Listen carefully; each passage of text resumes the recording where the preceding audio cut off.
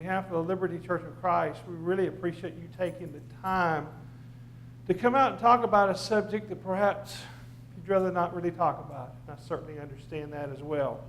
A couple of questions that we want to answer for you. First of all, where's the water? It's just right out the door to the left.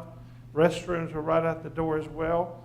And we're going to be here for about an hour or so, but if you need for any reason to get up and move around, feel free to do so.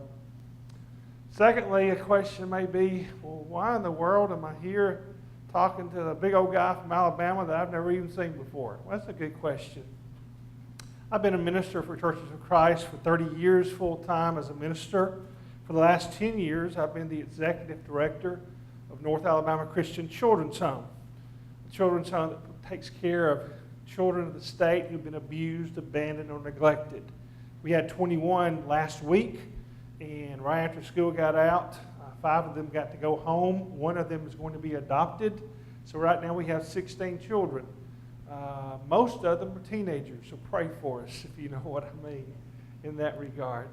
But I have had the opportunity to teach grief support classes for the last 25 years.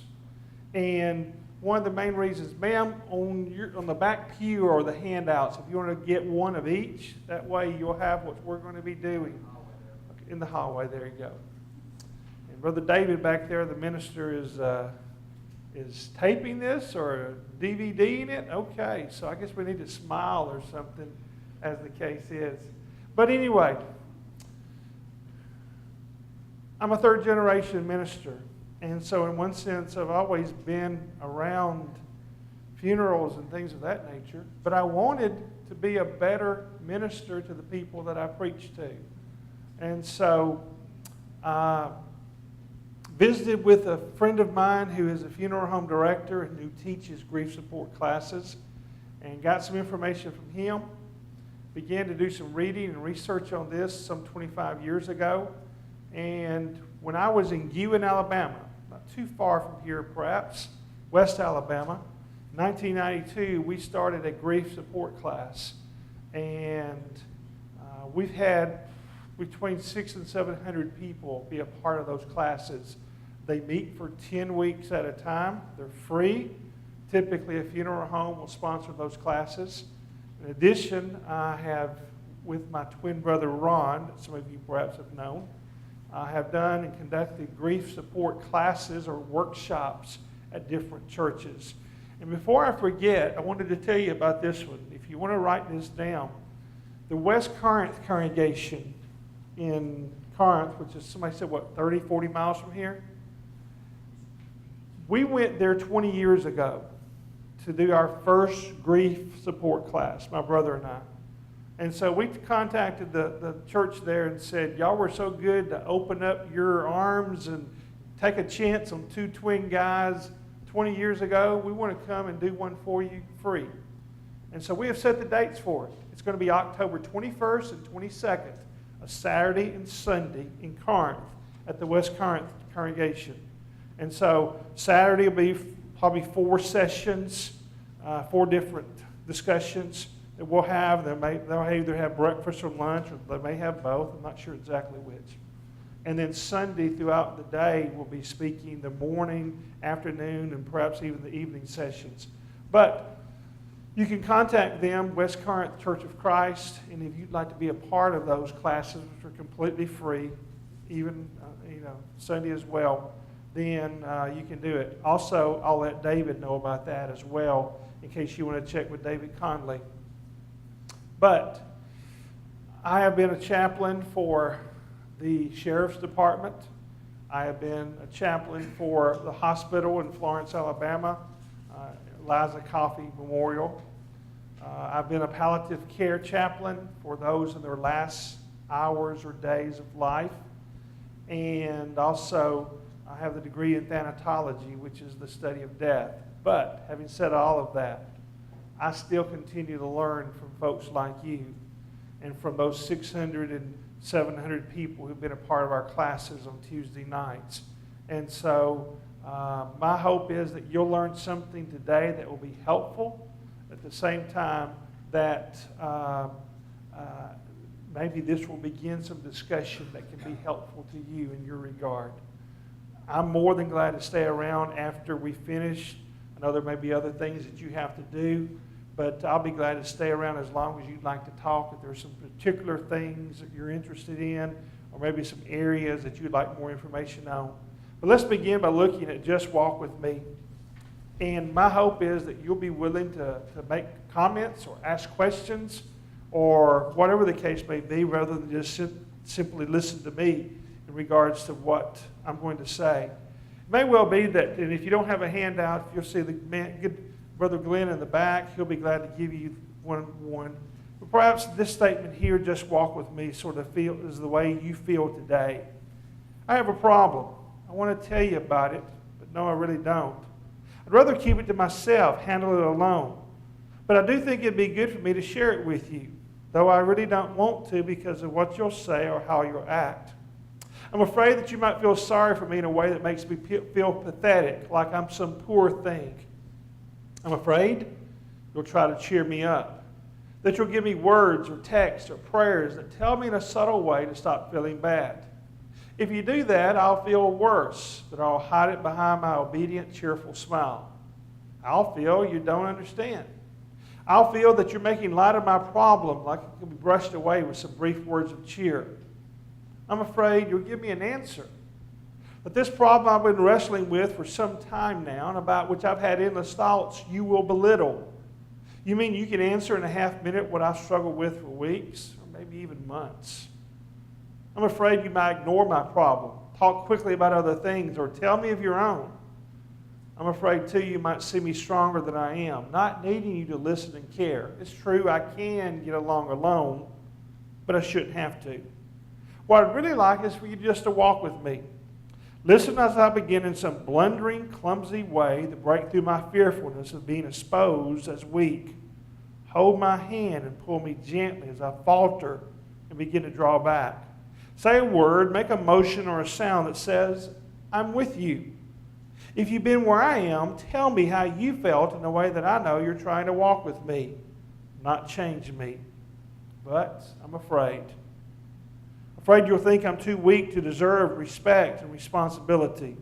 Or you'll explain to me what's happening with labels and interpretation. Or you'll ask, well, what are you going to do about it? Please just walk with me.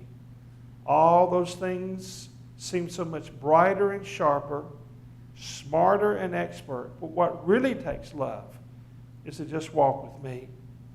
I'm sure what I want is people who have a shepherd as their model. People who in their own way bring to others an experience of, the Lord is my shepherd, I shall not want. Yes, even when I walk through the valley, you're with me, walking with me.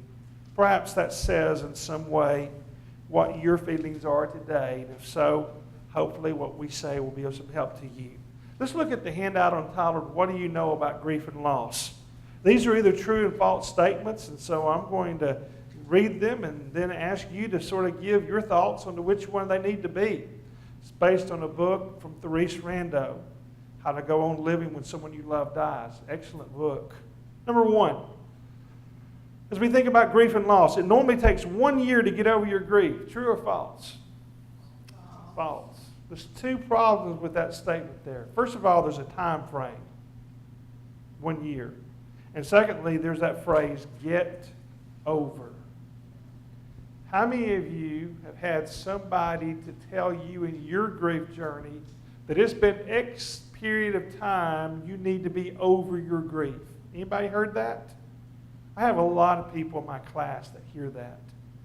A lady who lost her daughter in a car wreck, and her own mother at Thanksgiving told her when the Thanksgiving family were all together, well, it's been 6 months by now, you should be over that by now. And she just walked out. She said, if this is the way my family is going to treat me, and my family thinks about the loss of my daughter, I don't know if I want to get together for Christmas or not. Yeah, it's really tough. Really, in one sense, you grieve the rest of your life. Maybe in diminishing ways, based on the older you are, the less typically you have to grieve, naturally. The younger you are, the longer you have to grieve. But There's no such thing as getting over. I talk about going through grief and growing through grief. It's important to do both. But it's not something like a flu or a disease or an illness that with a shot and some antibiotics, you're better. It's just not going to be that way. And some people try to compound it by thinking of it that way. Number 2, all bereaved people grieve in the same way. Yeah, for the 15 or 20 of us are here today, we're all going to grieve differently, even if we are here for the same loss or losses.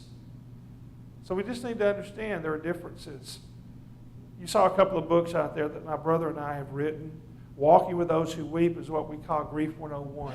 It talks about grief and the emotions of grief, grief and the phases of grief, the differences in sudden loss versus unanticipated loss.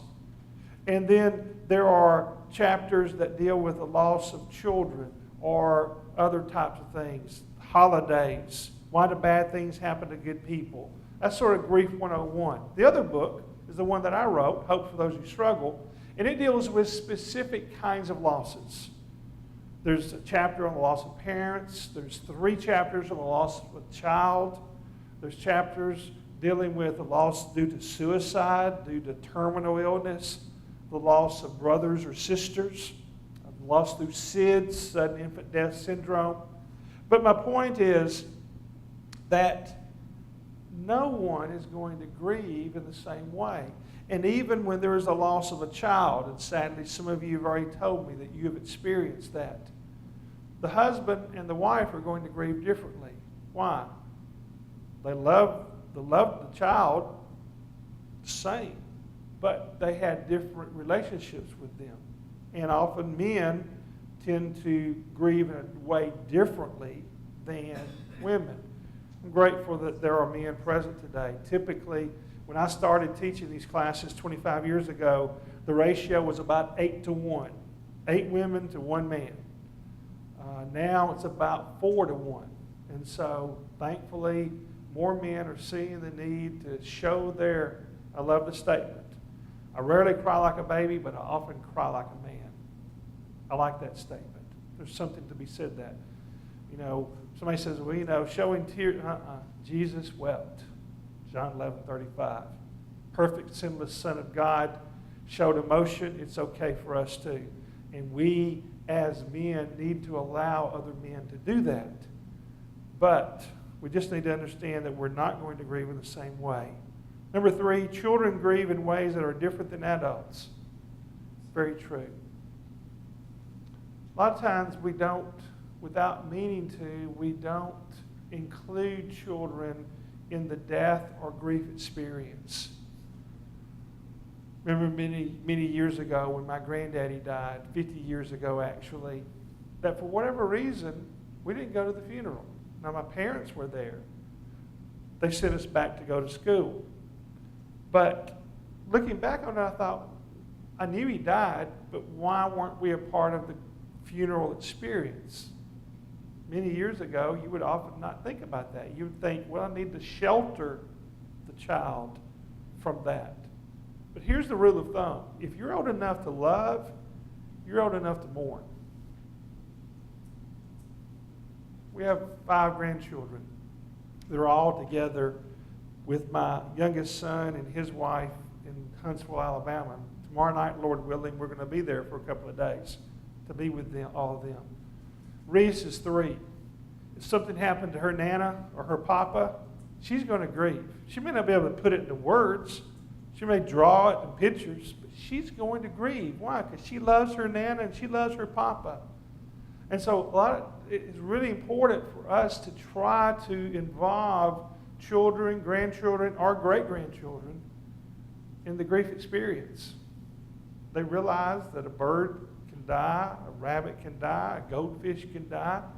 They need to understand that loved ones can also, and yet they have feelings and emotions that need to be understood. 44% of children often hear about the death of someone significant in their family because of somebody whispering over in the corner. They didn't even get told that grandpa had died. They had to hear it secondhand. So it's really important to allow them to experience their feelings and their emotions and grief. Number 4, holidays and anniversaries of death and or losses give off great amounts of anguish and pain. Very, very true.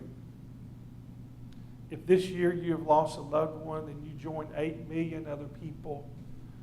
Look at the upcoming holidays with trepidation and fear, because this is the first time that that person is not physically present with you. Millions of others are wishing that the calendar would stick from November 1st and flip all the way to January 2nd, so you didn't have to think about Thanksgiving and Christmas. We do a grief and the holidays workshop. I'm a deacon at the Florence Boulevard Church of Christ in Florence. And so, David, if you will remind me, probably the first or second Saturday in November, we will do a free workshop at the Florence Boulevard congregation, which is about 60 miles from here, from like 9 to 11:30. We'll have breakfast that morning, and we'll be dealing with grief in the holidays. Just how do you get through it the best way possible? Love for you to come out and be a part of that. And so if David will remind me, and we'll get back together, and I'll give you the date. Once I know it, then you can check with David. And then maybe you can come be a part of that for that one morning. Maybe some of your family can come with you. Number 5, the threat of divorce is a real probability after a child dies. True or false? Let me tell you the facts of the matter. All of us know someone that has lost a child, and then about 2-3 years later, or even less, there is the death of the marriage. We know that that can happen. The loss of a child, especially at a young age or teenager age, can impact the marriage, especially if it's not like it needs to be. But here are the facts. The Compassionate Friends are a national organization. I guess the closest chapter is probably Birmingham, Tuscaloosa. I don't know if there's one in Tupelo or not. But the Compassionate Friends is a national organization that deals with 2 kinds of losses: the loss of a child at any age and the loss of siblings, brothers or sisters. They did a study back in 1999 talking to 594 bereaved parents that had lost a child. And some years removed, what was their marital status? Here's what they found out. Out of almost 600 parents, 74% of them were still married. 14% of them were widowed. They had lost their mate. Only 12%, basically 1 out of 8, had divorced. But of the divorced, of the 12%, only 1 out of 4 said that the death of the child had anything to do with the ending of the marriage. They did this study again in 2008 and basically found it to be the same, that only 12 to 16% of them had divorced. So those are the facts. We all know that if a person's having trouble in marriage, then the loss of the child may make it harder, or it may bring them closer together. In the 3 chapters dealing with the loss of a child and hope for those who struggle, the book that I wrote, I talk about that and how that husbands and wives need to use this as an opportunity to draw closer together, to grieve together. Even though there are differences, there are a lot of commonalities. But anyway, those are the facts for that. Number 6, losing someone to sudden death is the same as losing someone to an anticipated death. False. Sometimes people will try to argue which is worst. Some folks will say to people who lost someone to an anticipated illness, like the nursing home or some long-term disease, well, at least you got to say goodbye to them. You got to be with them. You got to show your love and care for them all this period of time. We lost our loved one suddenly, unanticipated, and we didn't get to do that. But then folks in that other court will say yes, but you didn't have to see them suffer like we did. You didn't have to see them lose their physical and mental faculties like we did. It's a moot point. Death comes in one size, extra large. And I'll tell you today that the greatest loss in this room is yours, whatever it is. Because that is to you, or loss is, as the case may be. Some of you have experienced several losses. But we just need to understand that there are differences. Intellectually, we realize the demise of a person as they begin to get weaker. Maybe they're in the hospital and we see the lowering of blood pressure and other things. Intellectually, we see that they're getting worse, they're getting weaker. As I said, I've been a police chaplain, and now I'm a fire chaplain for the county, Lauderdale. And there are occasions when they have to call me and I have to go and tell people that their loved one that they may have just seen hours before has suddenly died in a car accident or suddenly died in a fire that, engulfed their home, and they didn't make it. There's just no way to get ready for those things. There's more questions and less answers. And typically a person with a sudden loss, it's going to take them longer to grieve because there's a whole lot of questions and immediately there's not a lot of answers. And so we just need to keep that in mind as we're trying to help people, not one worse than the other. The greatest is yours. Some of you may have had both kinds of losses. A loss that was terminal, a loss that was long, and then you've also had a sudden loss of somebody that just died really quickly. You can understand the differences in your own life, and we just need to understand that as well. Any questions or any comments before we continue on? Anything whatsoever? Let me ask a question.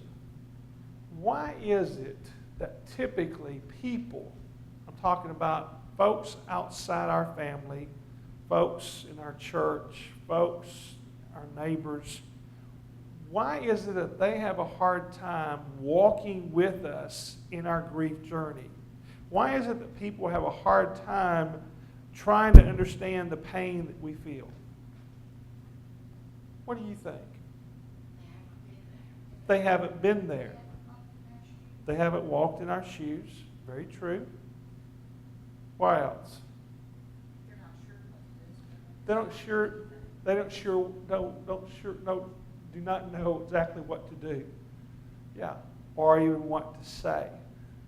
They may be afraid that they say the wrong thing. And so the end result is they don't say anything. What's the number one question that people ask you after your loss? How are you? Yes, I'm reading your lips. How are you doing? And what's the number one answer that we typically give?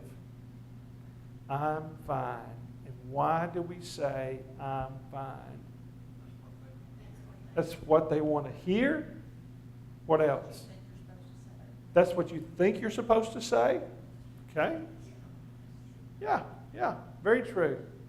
And if you say you're fine, then sometimes you may even see this sense of relief that comes on their face.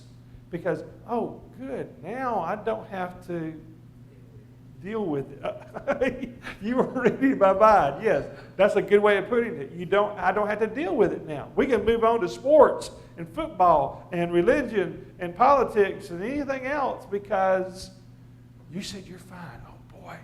No. Yeah.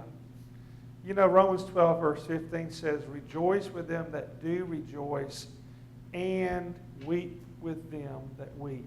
He didn't say or, he said and.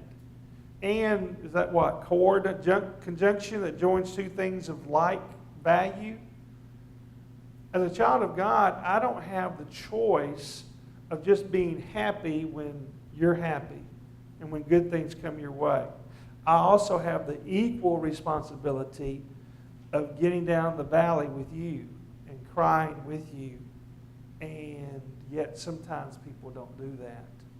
I love the story about this little boy, a little girl that was late for supper. And the daddy said, girl, where have you been? We told you it's supper time. And she said, well, I've been over to Mrs. Jones' house. Well, what are you doing over there? You know that she's been hurting over the loss of that child. Why in the world were you over there? She said, well, I was there to comfort her. She said, well, what in the world could you do to comfort her? What did you do? She said, well, when she started crying, I just got up in her lap and cried with her. Children have a way of showing care and concern, sometimes more than us as adults. And it's not what you say, it's just you being there, your presence that means so much. But sometimes people just don't get that.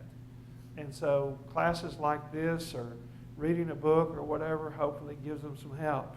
Number 7, an adult will not be affected much if their parent dies. Doesn't matter how old we are. It doesn't matter how old they are. When we lose a parent, it does impact our lives. What are some roles that a parent plays in the life of a child? What comes to your mind?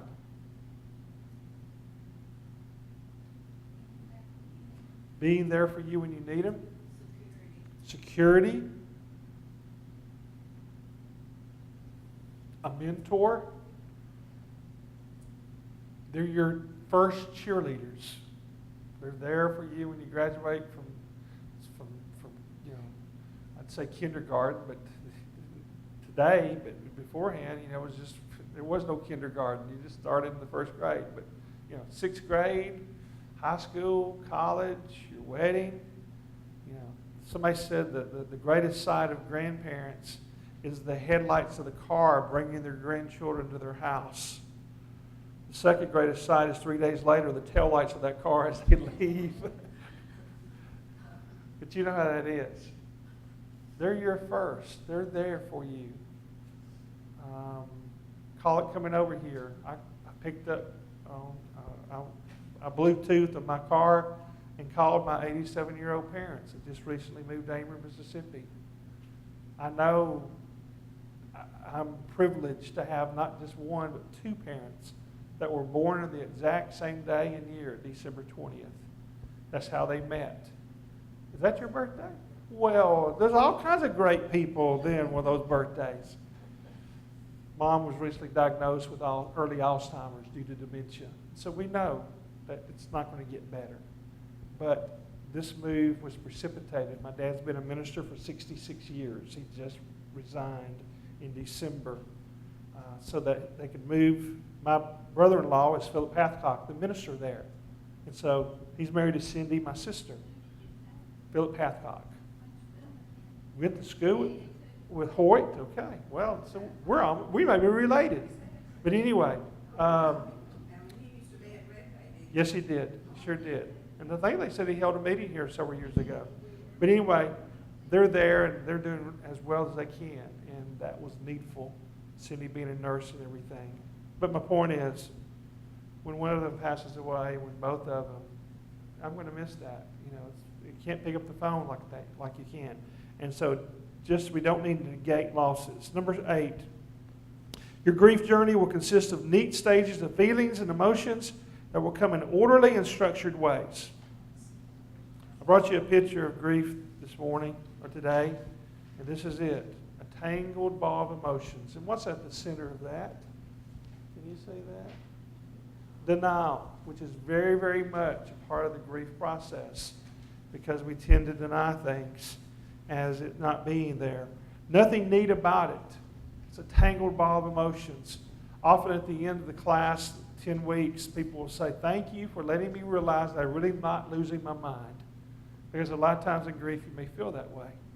And that's normal because all the things about it.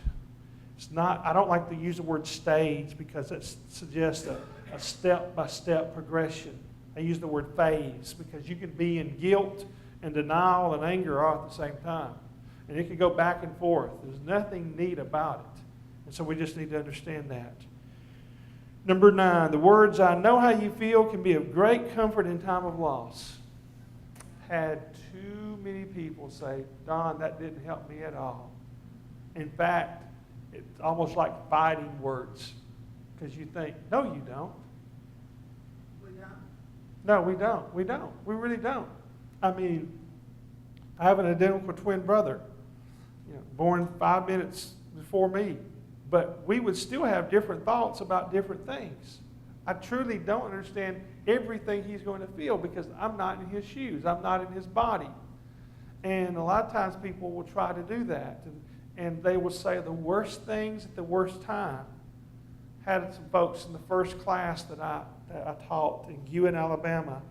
And they had lost a son in a car accident. If it could have been any worse, the car accident happened right in front of their house. If it could have been any worse, they were the ones who found him. 2 or 3 nights later, they're having a funeral home visitation. Neighbors from down the road come and say, we know just how you feel. We buried our dog last week. Can you imagine? And I just said, what did you think? And the lady said, I just thought they don't know or understand. Yeah, there's a lot of things about an animal that's important, but certainly not the same as a person. And so those words are not important. What do you say?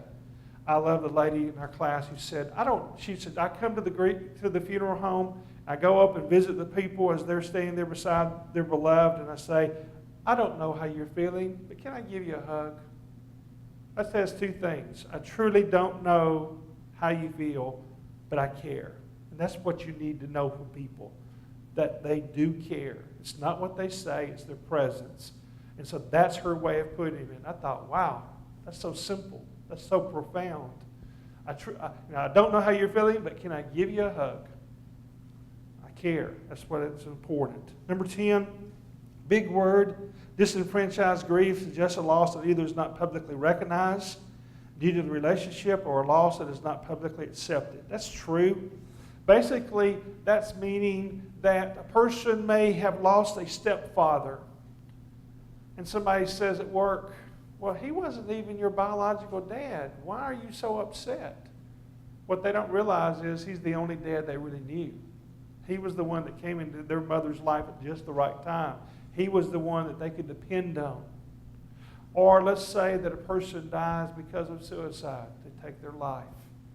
There's innocent family members that are hurting. And we don't just need to not go to a funeral simply because we don't know what to say. Our presence says it all. Innocent family people are hurting. Or let's say that a person has some type of bad disease. Maybe they were quadriplegic, or maybe they had some disease throughout their life, and they had taken care, and much of their life was devoted to this person's death. And somebody, without thinking, says, well, I know you're glad that's over with. That doesn't matter. It didn't matter what happened to them or what their situation was. Still, that was their person, maybe a child conceived in love, and you're making light of our grief because of the nature of who they were physically or mentally or emotionally. More and more in our society where you don't have a mom, dad, and the kids as the norm for family, you're going to have more of these kinds of losses. Our children at the children's home have this. In some cases, mom and dad have not divorced, but mom has her lover and dad has his lover. And so there's like 4 families that they now have to deal with. And they don't know how to deal with those losses. If mom's boyfriend's mother dies, how do they see that? You see what I'm saying? Because of the nature of families like it is today. And yet those are disenfranchised losses. Number 11, lengthy chronic illnesses such as Alzheimer's prepare the survivors and prevent complications at the time of loss. I've had too many people say, Don, it didn't matter how long they suffered with cancer. It didn't matter how long they had this dementia. The median for Alzheimer's is 6 years before a person dies. Sometimes it's longer than that. I've met people who've been dealing with Alzheimer's in their family for 20 years. The person is still alive. Physically, they are there. Mentally, they have been gone for a long time. But 20 years. They said when they finally died, I was in complete shock. I was not ready for it. You see, there's the battle of the heart and the head.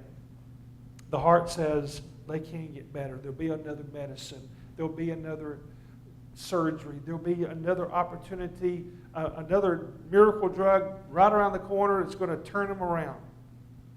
The head says, we see the demise of their condition. We see what they cannot do. We see their faltered breathing. We know that death is near, but emotionally we're not ready to accept that because that's the way we are. And so just because a person has a long illness doesn't mean that we are just ready for it. Number 12, time heals all wounds is true even with the wound of grief. Depends on what you do at the time. Come to a class like this, be a part of grief support classes, be a part of a church group that can help you. All those things are helpful. One lady put it this way. She said, not trying to deal with grief is like trying to cover up cancer with a Band-Aid. You can't do it. And so you have to be able to deal with it. One lady said you can stop the bleeding, but you can't cover the scars. So it's what you do with that time. Let's look at the other handout that's entitled Loss. And the point there is that what we're looking at in this regard is that there are other kinds of losses besides death that we grieve about. A lot of times people just put in their time frame the idea that grief is simply because of death of a loved one. But there's not. There's a lot of things in life that we grieve about. Somebody gave a simple definition for grief. Love plus loss equals grief. If I love someone or I love something and I lose someone or lose something, there's going to be grief. Now, besides the death of a loved one, physical, what are some other things in life that we grieve about that are losses in life? What are some other losses that we have to deal with that brings grief to our lives? Financial. Very true. Very true. The inability to do the things that we ought to do because of bad things that happened. I had a lady that came to our class that I taught, and during one of the breaks, she said, Don, I'm here for 2 reasons. First of all, I'm here because of the loss of my husband. That loss was due to divorce. But secondly, I'm here because he took advantage of my kindness and ran up a debt of $80,000 and then divorced me. And ran off and left me holding the bill. And so, yes, she had a lot of anger and she had a lot of grief that she felt because not only did she probably make the wrong decision in marrying this person, but also signing off on things that now she was having to pay. She recently passed away, but as far as I know, she paid every penny that was owed. But that was really, really tough. So yeah, grief because of financial decisions or whatever. What else do we grieve about? Household, did you say? House fire. Very true. Very true. Or we could say the destruction of a home through tornadoes. You know, up our way, they call it Tornado Alley. You know, Hackleburg area, Phil Campbell area. You've got that through here too. I know Smithville, right outside of Amory, has had some of that. Where in Guin, Alabama, where I used to preach, 1974, tornado came through there and killed 13 people. And just in one moment's time, you have insurance, but it can't replace things. One of the elders of the church, the trees fell in on the house. They were under a big dining room table, and so thankfully it did not hurt them. But eventually, they received in the mail a picture that had flown out of that house, 275 miles away that had been retrieved and happened to have the address in the back of it. You can't replace too many things in those kinds of house fire, or whether you've lost everything or other things. So yes, there's a lot of grief associated with that. What are some other things that we may grieve about? Spiritual loss. Spiritual loss, yes. Where a person who was once faithful and dedicated to God in the church now spiritually gone AWOL. They may have sat next to you. They may have been the person that you depended on in your times of sadness or loneliness. And now that they've left you and they've left God as well. And yes, that can be very painful and very hurtful. What are some others? Friendship. Yeah, definitely. Proverbs 18:24, there is a friend that sticks closer than a brother. And how wonderful when you've got those kind of friends that may be brothers and sisters in Christ, but not physical brothers and sisters, blood brothers or sisters. And yet, something enters in, something changes, and they're not the friends that they once were, or they move away. You know, even though their social media is still just not the same as being able to, buddy up with somebody right next to you. And so, yes, you're exactly right. Sometimes your own family. Sometimes they don't understand your grief, or they don't understand your situations, or they come around only when they may need something. I don't want to get in anybody's business. That sometimes happens. And so, yeah, definitely. And there is a void that is felt because you once were so close. And, we use the old phrase, kissing cousins, people that we grew up with, and they're just like our brothers and sisters. And then all of a sudden, for some reason, they're just gone and never back. That hurts. Other kinds of losses besides death that we grieve about. I think as we get older, the loss of independence is Okay, very true, very true. And sometimes people don't understand that because you're not able to do the things that you once did. And I remember when my wife's grandfather lost his sight, just how terrible that was for him. He would die a couple of years later. But Pawpaw, loved to drive. He couldn't drive anymore. He was now dependent on others. He couldn't see, so I had to lead him around. That means you don't go as far because you can't go on your own. And yeah, definitely, looking back on that, I can now see that. I didn't see it then. But yes, all that makes it really hard when you have to depend on others for the things that you once did. Other kinds of losses. This may be a challenge. I don't think so. Definitely. What is a pet to a person? What are some of the things what roles does a pet play in a person's life? Companionship. Unconditional love. Socialization. If it's a widow or a widower, protection. They're going to bark when whatever. Exercise. Dog needs to go out. So you go out walking with the dog, which helps you. Yeah, very true. My brother tells a story of some people down in South Alabama where he once preached that had lost a cat. And the cat and the dog slept in the same bed together. They were just that close. And when the cat died, he said that the dog just stopped eating. And she thought, something's wrong. So she took him to the doctor, and the doctor examined everything, blood work, everything good, and said, has anything happened lately? He said, well, the cat that he always, fought with and played with, and they slept in the same bed together, has died. And he said, people laugh, but there is such thing as pet grief.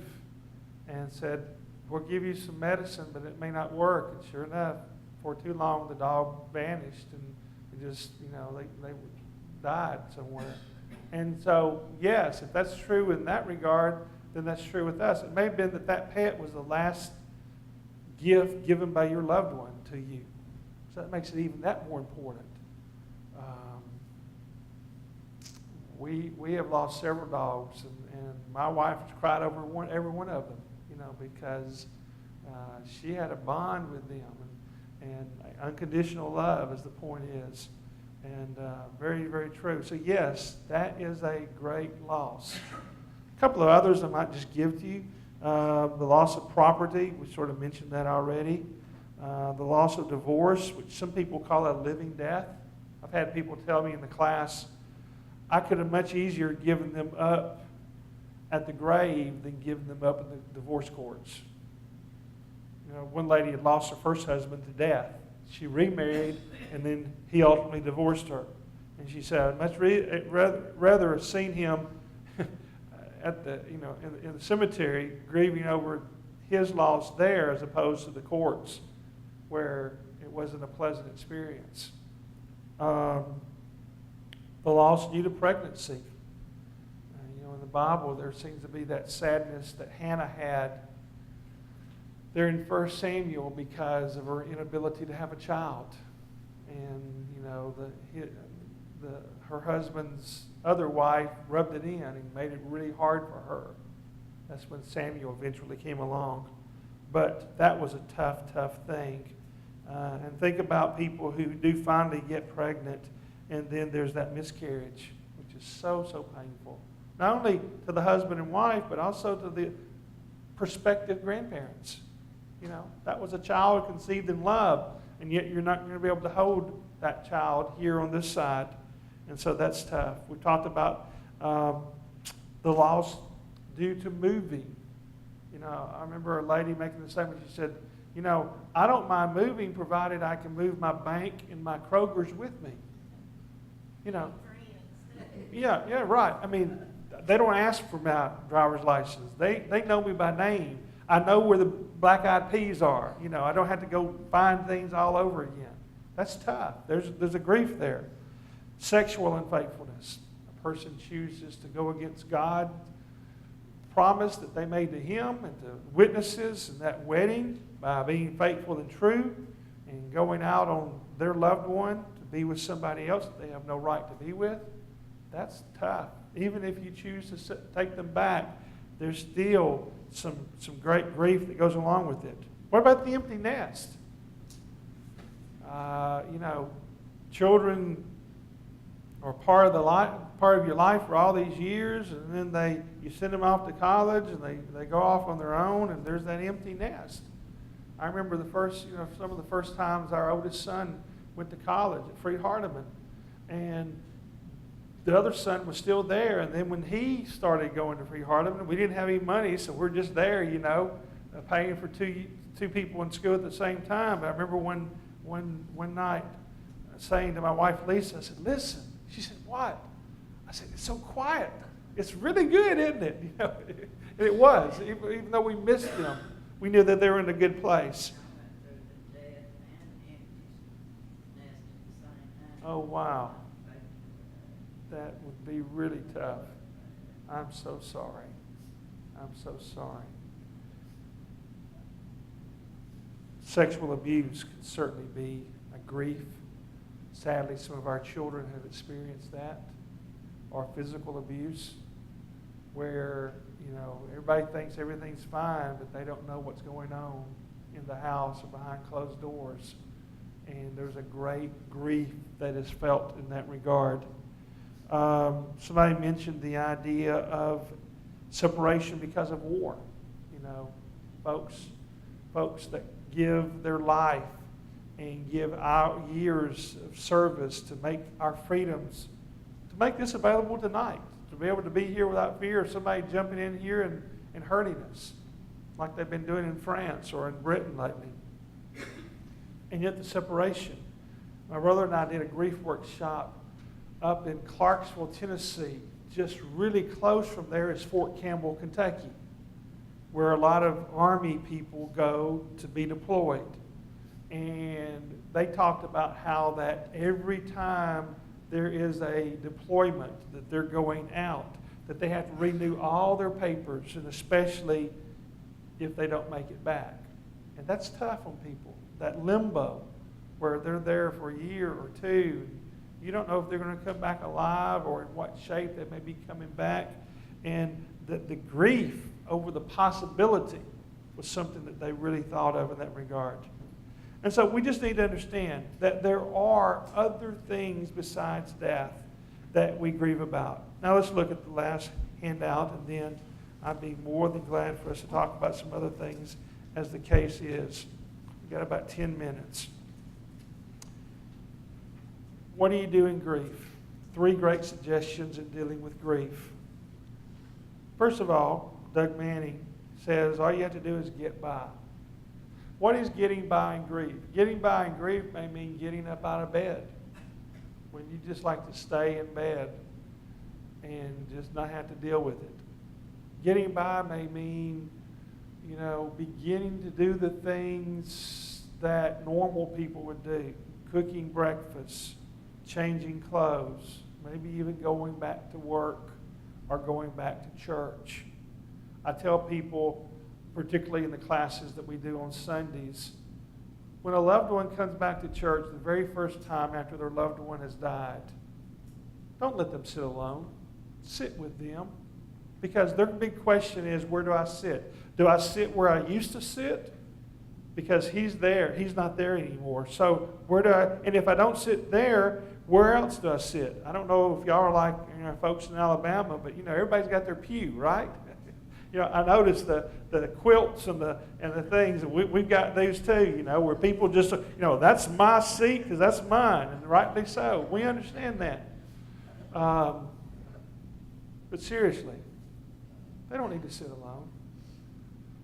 Invite them to sit with you, or you go sit with them, because that's a tough situation. That's getting by. Secondly, you try to get better. What do you do to get better? And what is the time frame between getting by and getting better? The answer is, I don't know. The time frame is with you. Because grief has to be, first of all, a mirror. Think of a mirror here in front of you. We all looked at a mirror today, I took a shower before I got here, came this way, and I looked in the mirror, to straighten up whatever I could and whatever. Grief is like a mirror. Even though others may see my grief, I've got to see it for what it's done to me, for what it has done for me, for what it is. Grief is a mirror, and even though we may think that others can help us in our grief, we've got to help ourselves. One person said, you've got to wallow in it. It's got to be yours. A pig wallows in it so that the mud becomes on him. It becomes a part of him. The same is true of grief. Grief has to be real. We can't put it off. We can't stuff it. We can't just ignore it or deny it. It's there. And so it has to be real. Grief is a mirror. And so it needs to be there as long as it needs to be there. I need to do all I can do to help myself, but I've got to see it for what it has done to me or for me. What you want to do is eventually allow the glass to turn outward and become a window where you see not only your reflection in the mirror, but also the pain of others. That's when grief begins to allow to be made better.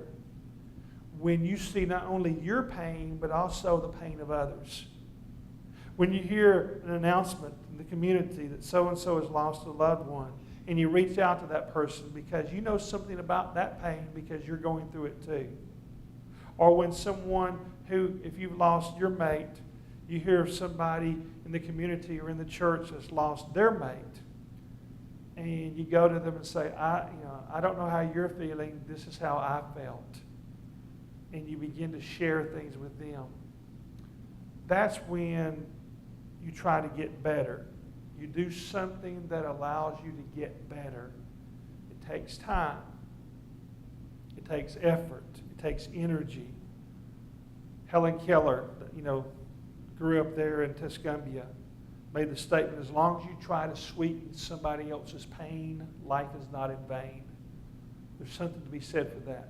Philippians 2, look not every man on his own things, but every man also on the things of others. That's biblical.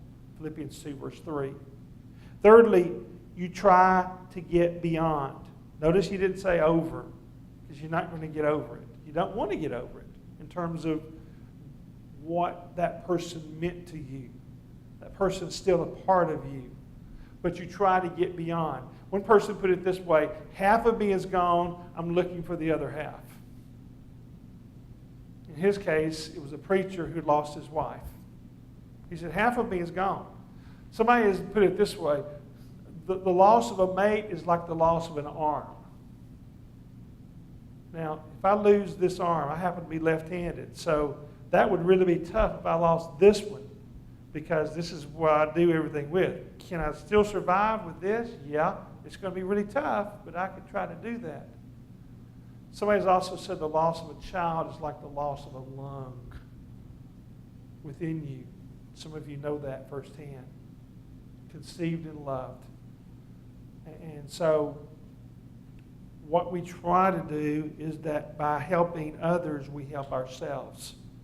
And so we try to get by, we try to get better, and we try to get beyond. Not over, because we're never going to be the same person again. But we try to get by, and we try to get better, and we try to get beyond. Now, that's a whole lot of information in a short period of time. But your thoughts or comments or perhaps any questions that you have.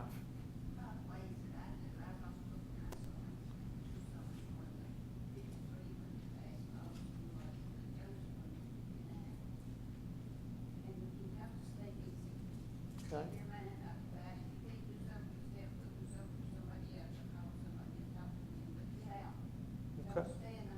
Okay. Okay. Can I repeat your statement to others that may have not heard it? She had lost, unfortunately, both her sons, 53 and 59, and she said that one thing she tried to do was to stay busy by getting out, by not just staying within, but trying to getting out and trying to help others, which at the same time helps her also. And that's very important. And you have to work at it like a job. Very true. And it is. And it's 24/7. You know, unlike children that come and go in their grief because it just can't be a part of them 24/7, with adults it's different because we wake up with it. We may dream about our loved one. Hospice suggested that 1 out of every 5 thought they saw or heard their loved one, even though they realized that that person had died.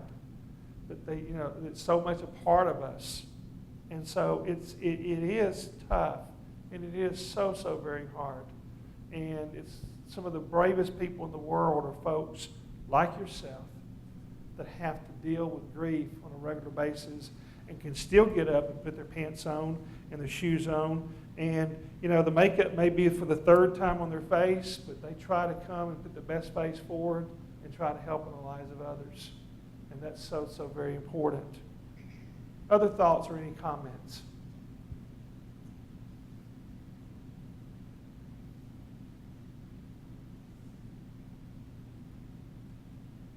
We had a foster child that we had back in, I think, 1979. And we had 3 children that were still home. We had one that graduated. And that kid, this adoption agency, we live in North Carolina. This adoption agency wanted us to keep a newborn. And so for about 6 weeks, they said. And so I thought, well, maybe I can do that. It was just 6 weeks, I'll be okay. So we got the newborn, named it, and everything. It was just like our child, you know. Ended up, we had her 6 months. And it was just like a death in our family Yeah. when they adopted her out. And we wasn't supposed to know the parents or anything. But a year later, we got to see her. The mother found out who we were that had adopted her. And she came and brought her to see us. Of course, it wasn't even like the same child. She had a different name, you know, and it was all different. But she told us that she'd give anything if she could have come and visited us real often because the baby grieved. She said she grieved for a long time and said it would have helped if she could have been with us. So, Right. of course, we were grieving too. Sure. definitely, because you give so much of yourself. With a baby, it's 24/7, you know. It wasn't just an 8-hour job, it was all the time. Very true. It also affected our children. Oh, I can imagine it affected your children, the grief of the loss of the baby, even though it was going into another home. We get attached to the children in our home. We've had some there as many as 5 years. And then in Alabama, they age out at 21. I don't know how it is in Mississippi, but they can go on their own or go back home at age 21. Or they're adopted. We've had 11 adopted in the last 5 years. And even though that's a good thing, that they're going to a forever home, in some cases, when it's not an adoption, then they go back to a situation that we know still is not the best. And yet the state determines that. There's a loss. I mean, you've seen these people at their best and sometimes at their worst. And you've dealt with that, and you've helped them, and you've seen them grow physically, mentally, emotionally, spiritually. And boy, like you're saying, it hurts. It really hurts. Very true. Any other thoughts or any comments?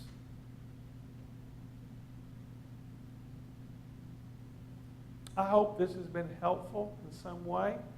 I hope it's opened up some doors to you learning and whatever. It'd probably be an